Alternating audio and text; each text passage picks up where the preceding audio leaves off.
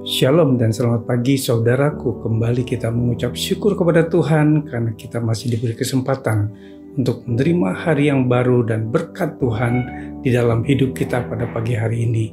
Sebelum kita mendengarkan pesan-pesan Tuhan pada pagi ini, mari kita berdoa. Bapa, dalam nama Tuhan Yesus, kami mengucap syukur untuk berkat kemurahan-Mu dan pelindungan-Mu dari malam hingga pagi hari ini. Kembali kami diberi nafas kehidupan karena semua yang kami terima adalah anugerah Tuhan. Dan pada saat ini kami mau mendengarkan pesan-pesan firman-Mu. Buka hati pikiran kami agar kami dapat mengerti kehendak-Mu. Di dalam nama Tuhan Yesus kami berdoa. Amin. Tema renungan kita pagi ini adalah persekutuan dengan Tuhan. Firman Tuhan diambil dari 1 Yohanes 1 ayat 5-9. Demikian firman Tuhan. Dan inilah berita yang telah kami dengar dari Dia, yang kami sampaikan kepada kamu. Allah adalah terang dan di dalam Dia sama sekali tidak ada kegelapan.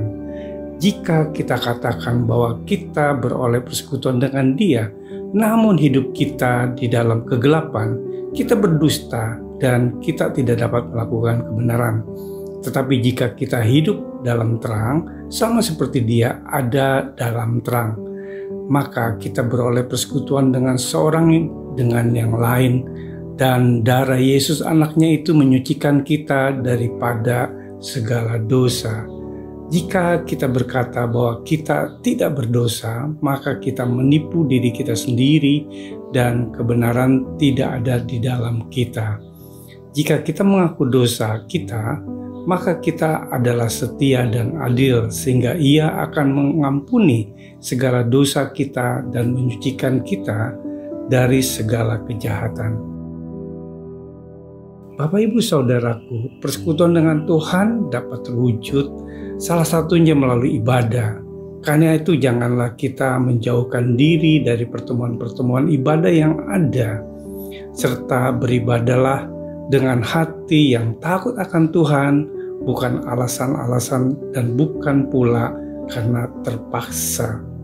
Beribadah kepada Tuhan dengan takut dan ciumlah kakinya dengan gemetar.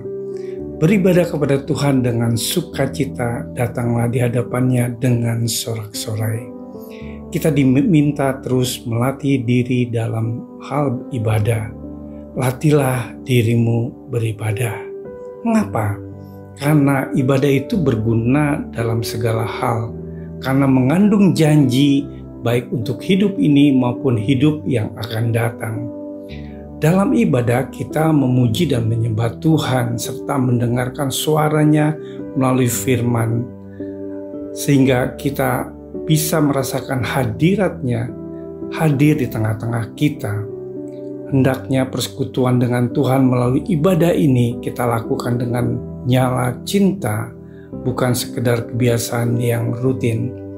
Daud menyukai berada di rumah Tuhan. Betapa disenangi tempat kediaman-Mu ya Tuhan semesta alam. Saudaraku, persekutuan dengan Tuhan hendaknya jangan hanya terucap di bibir saja, tetapi harus dilakukan dalam tindakan nyata. Jangan sampai Tuhan tidak berkenan dengan tindakan kita seperti ini. Bangsa ini memuliakan aku dengan bibirnya, padahal hatinya jauh daripadaku. Percuma mereka beribadah kepadaku, sedangkan ajaran yang mereka ajarkan ialah perintah manusia. Namun tidak mungkin orang beribadah kepada Tuhan dengan sungguh jika kehidupan sehari-harinya masih penuh tindakan tidak terpuji, hidup dalam kegelapan atau terus kompromi dengan dosa. Orang yang demikian adalah pendusta. Jika kita katakan bahwa kita boleh bersekutuan dengan Dia, namun kita hidup di dalam kegelapan, kita berdusta dan kita tidak melakukan kebenaran. Saudaraku, bukti nyata kita beribadah sungguh-sungguh kepada Tuhan adalah hidup kita taat kepada Tuhan dengan hal itu terlihat nyata melalui perbuatan, karakter, tingkah laku kita sehari-hari. Mari kita bersatu dalam doa.